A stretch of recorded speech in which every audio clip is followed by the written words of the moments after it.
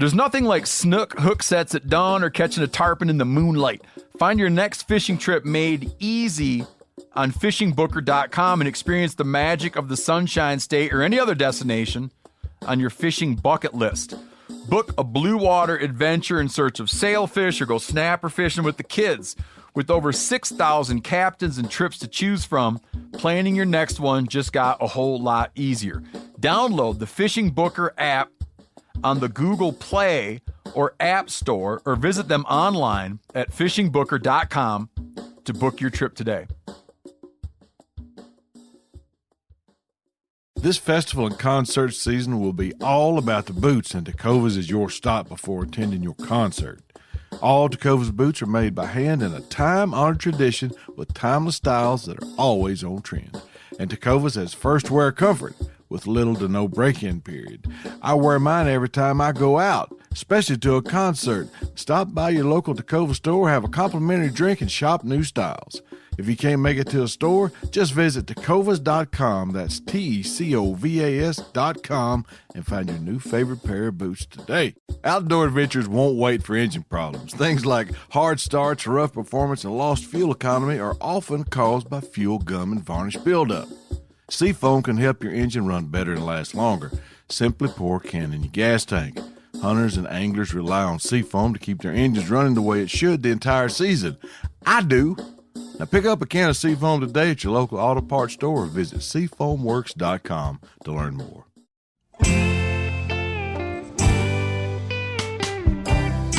Welcome to This Country Life.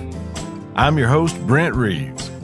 From coon hunting to trot lining and just general country living, I want you to stay a while as I share my stories and country skills that'll help you beat the system. This Country Life is proudly presented as part of Meat Eaters Podcast Network, bringing you the best outdoor podcasts the airways have to offer. All right, friends, pull you up a chair or drop that tailgate. I think I got a thing or two to teach you. Hunting and fishing food. Taking groceries with you to get you through the day out in nature can literally be anything you can poke in your pockets. Now, we're going to talk about some of my favorites and how I've done it over the years, but first, I'm going to tell you a story.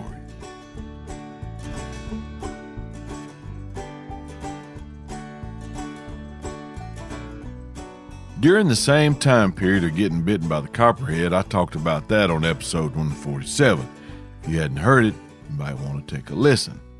But me and my running partner, Wayne Parnell, decided to go fishing at Lake Chico near the small town of Lake Village in the southeast corner of the state. Lake Chico is an old oxbow lake off the mighty Mississippi River. It's the largest natural lake in Arkansas, and get this, at 3/4 of a mile wide and 22 miles long, that's 5,000 acres of surface water, and it makes it the largest oxbow lake in North America. The name Chico comes from the French word for stumps, which is what those early explorers called the cypress knees that grew along the bank. Now, I've been tripping over cypress knees my whole life as I poorly navigate and stumble my way through existence. I've called them a lot of things, and I've heard them called others, and yet none of them were Chicos. Which makes me wonder if that's a real French word, because lots of times when others have tripped on them and called them names, they'd follow that up with, excuse my French. And none of those remotely rhymed with Chico. But speaking of Chico, it's spelled Chicot. And here's a pro tip for you. If you ever find yourself working undercover in Arkansas, the quickest way to let folks know you ain't from the natural state is to pronounce Chico as Chicot, El Dorado as El Dorado, and Nevada as Nevada. You're welcome. Now, want some more interesting facts about Lake Chico? Of course you do. Charles Lindbergh took his first night flight over the lake in 1923. And if you're asking yourself who Charles Lindbergh is, punch yourself in the jaw, then go look up your history teacher and do the same. Now, 381 years before old Chuck was buzzing around the lake in his airplane, Hernando de Soto, the famed Spanish explorer who is credited with being the first European to cross the Mississippi River, ceased to function as a living Spaniard and was buried near the lake, which was still part of the river then. Sometime after the internment, his pallbearers got together and dug him up and chunked Hernando into the river, hoping to keep up the ruse of him being some kind of god to whom the native folks had started to grow suspicious of. Especially since it was a little out of character for the great and powerfuls to get sick and die. Anyway, Lake Chico was where me and Wayne Parnell found ourselves at the butt crack of dawn, sliding an aluminum boat from the back of his truck into the water. We had an old, and I mean an old, 9.9 Johnson outboard motor and two paddles that would probably run faster, but also required more effort. We could fire that little Johnson up and cruise at top speed while almost creating a wake as we cut across the surface and up Connerly Bayou to a spot that reportedly held some big slab crappie that we'd recently heard about. I feel compelled to address this crappie versus crappie pronunciation debate, but do I really need to? They're also called white perch, the pinnacle panfish of old men who wear Dickies jumpsuits like a uniform, wield 12-foot jig poles with the dexterity of Zorro, and guard their favorite jig patterns and fishing spots like the formula for Coca-Cola. Now, these folks had a cult-like following where I grew up. Is someone going to stand up and say they'd rather catch and eat something crappy as opposed to crappie? I didn't think so. But hey, if eating something crappy is your thing, I bet you like pecan pie as opposed to pecan. A pecan is what we kept under the bed at my great-grandpa's house. There was an outhouse off the back porch, but that's a different story. Wayne and I weren't crappie fishermen by any means, but we aspired to be. We were going crappie fishing after inadvertently receiving some intel from a couple of those jumpsuit-wearing old men we'd heard talking at Carl's One Stop. Carl's, as everybody called it, was a bait shop that was located on the edge of town in Warren, Arkansas. Mr. Carl Savage was the sole proprietor and had been, as far as I knew it, right after the mud dried up on the keel of Noah's boat.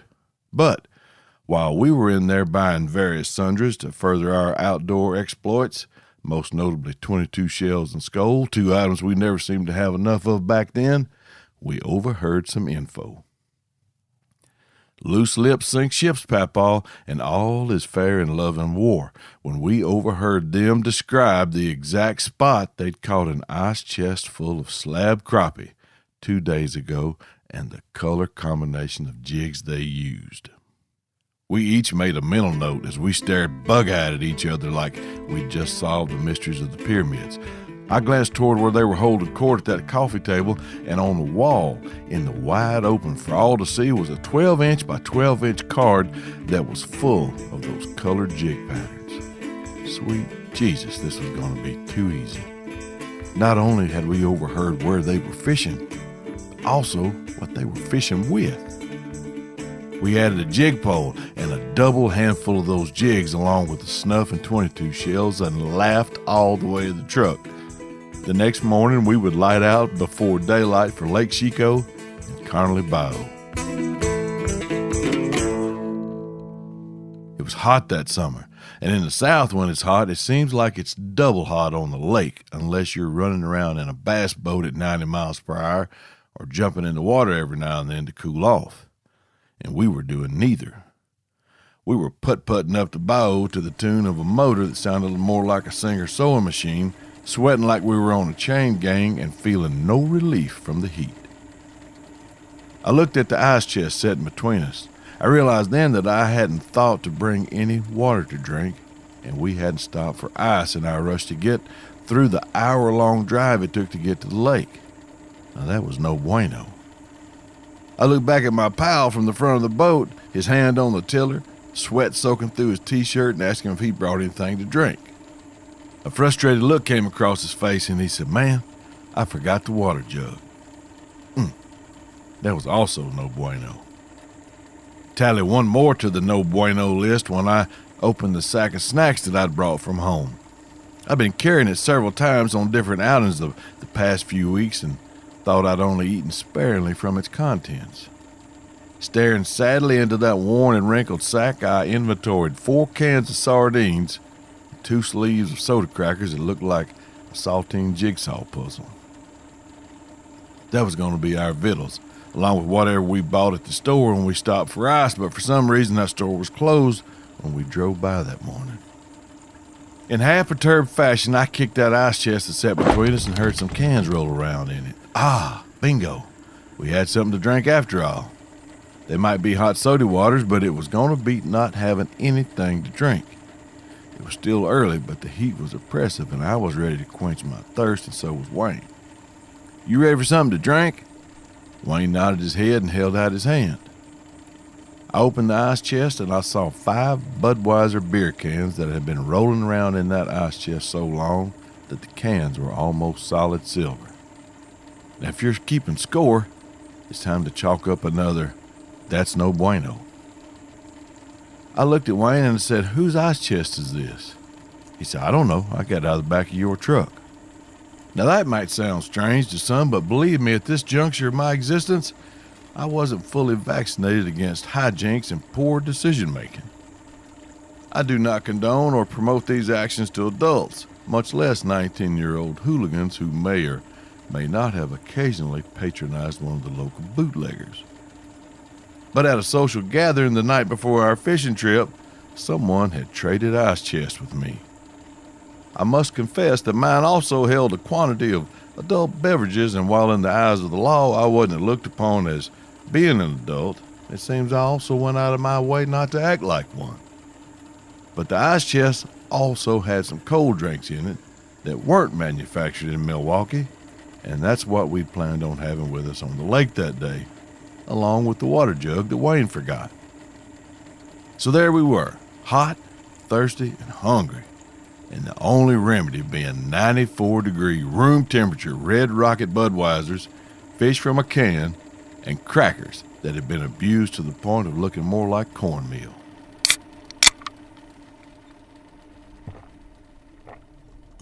Mr. Leon, an old veteran I've talked about many times, told me about being so thirsty in World War II that he drank from a mud hole on the island of Saipan that had wiggletails swimming around in it. Now, I've never experienced that kind of thirst, but right then I felt like I was as thirsty as I'd ever been in my life.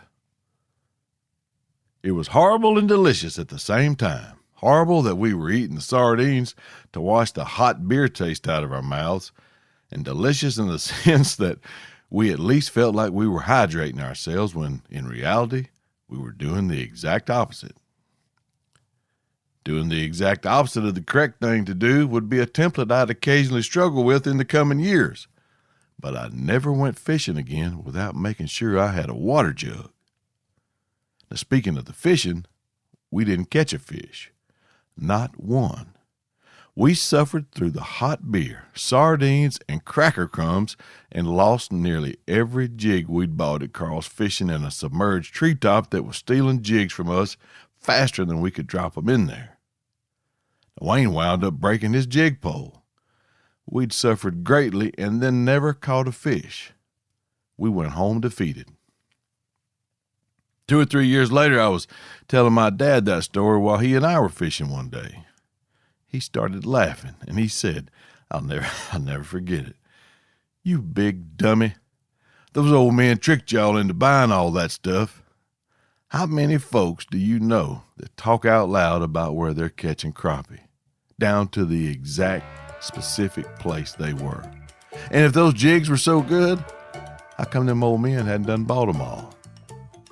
I thought about what he was saying as he said it, and it became crystal clear that he was right. That was 38 years ago, and I'm sure those old fellas have passed on long ago. I'm also sure they got a big kick out of that, even though they didn't know the full measure of our folly. Now, had they known, they might have felt sorry for us and taken us with them one day. Probably not. But they got us, and that's just how that happened.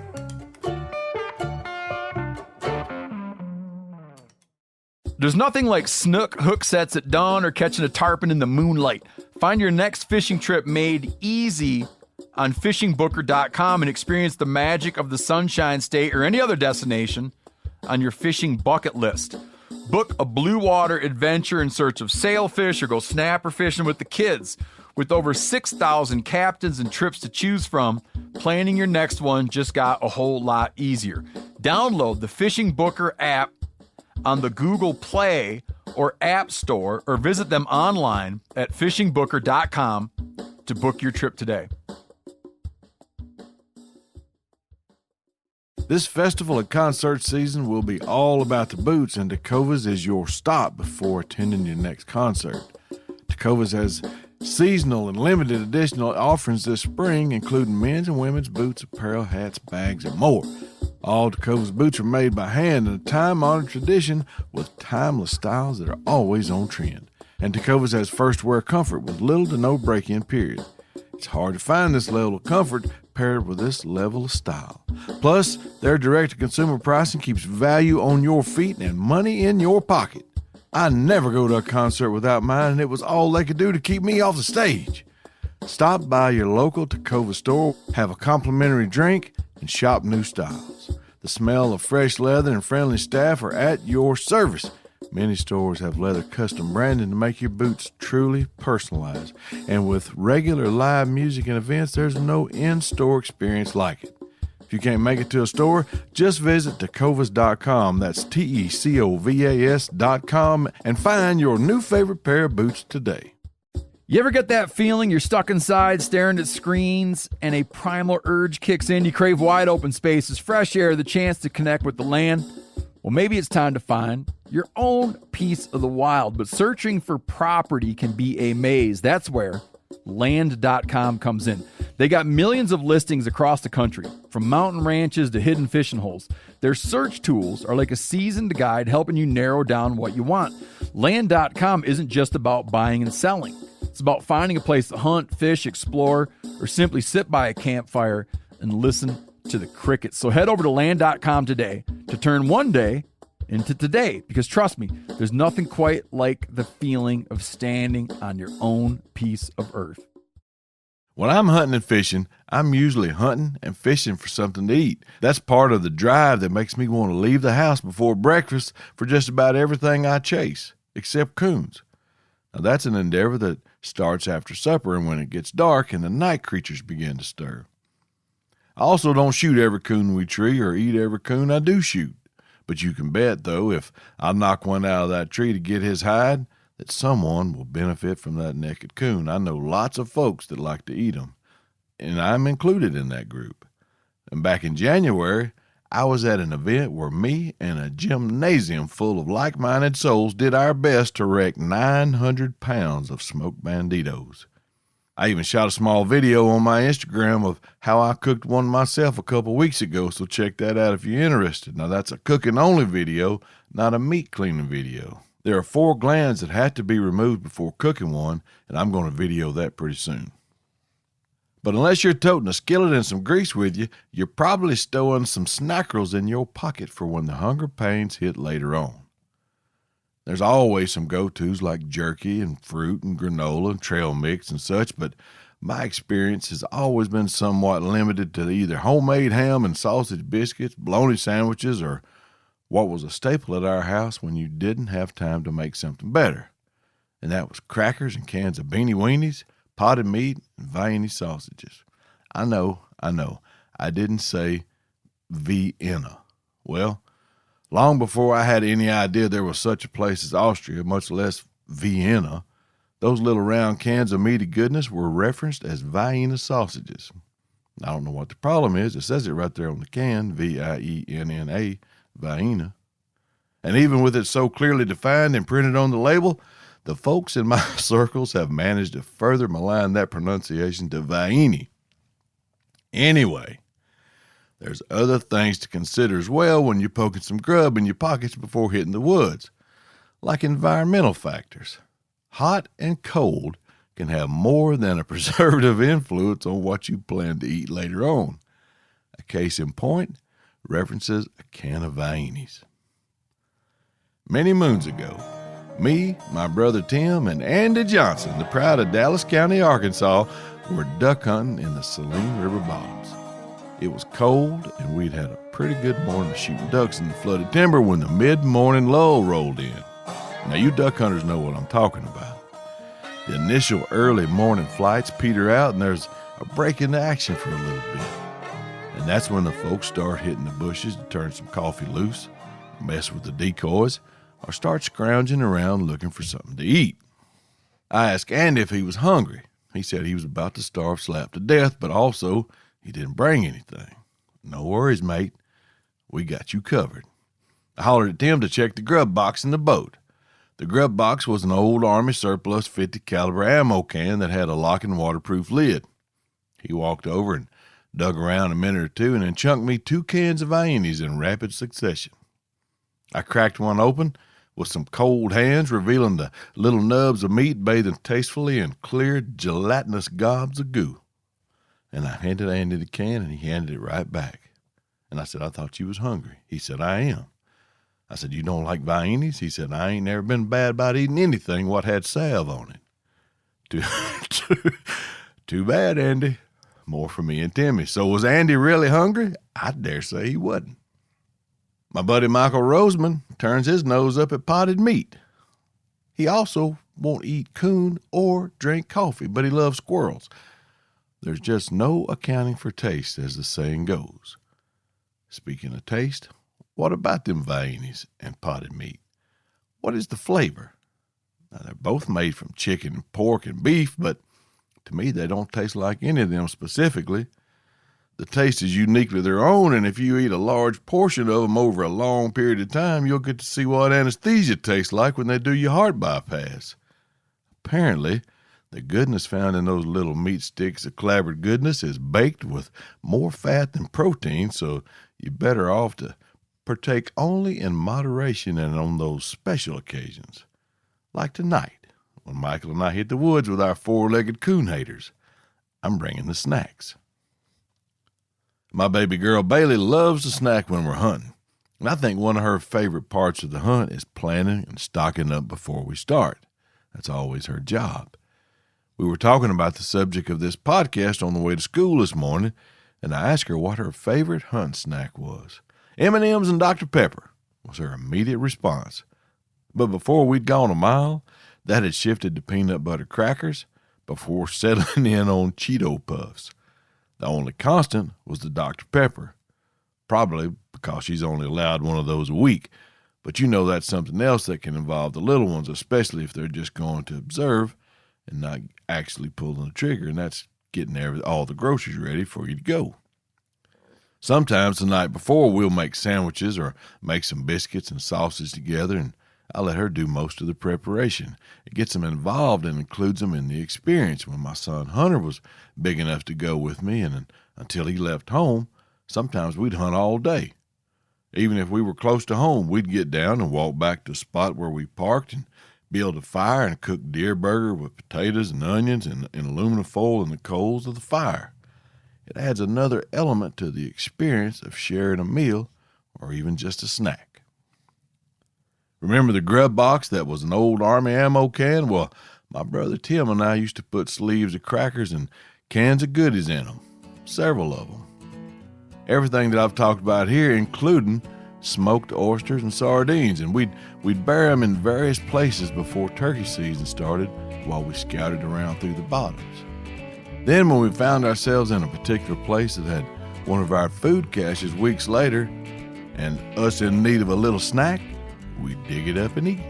It was fun, and on the hunch that we didn't kill a turkey but got hungry enough to go find one of the grub boxes we'd hidden throughout the woods, man, I remember those just as fondly as the ones where we did tote a turkey home. I can't count the times I've taken just a thermos of coffee and an apple and sat on the side of the Little Red River while fly fishing with friends and just enjoyed the conversation and the peace and quiet of the rolling river. Man, it'll feed your soul just as well as it'll feed your belly. It's not so much what you're eating that's important, but who you're eating it with. And the best part, especially with kids, is you don't have to be hunting or fishing. Just plan a time to take a hike, riding a boat, whatever. pack some groceries of any kind and go make an outing of it and eat in the woods. It never ceases to amaze me how much better a hot dog tastes cooked over a fire the further you are from home.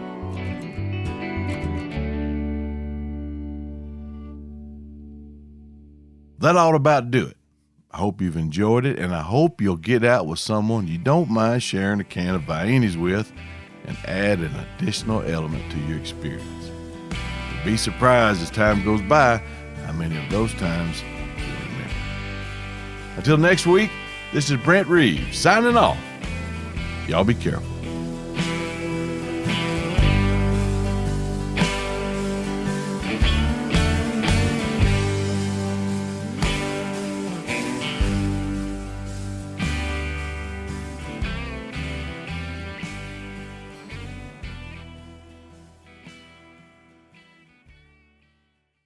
This festival and concert season will be all about the boots, and Tecovas is your stop before attending your concert.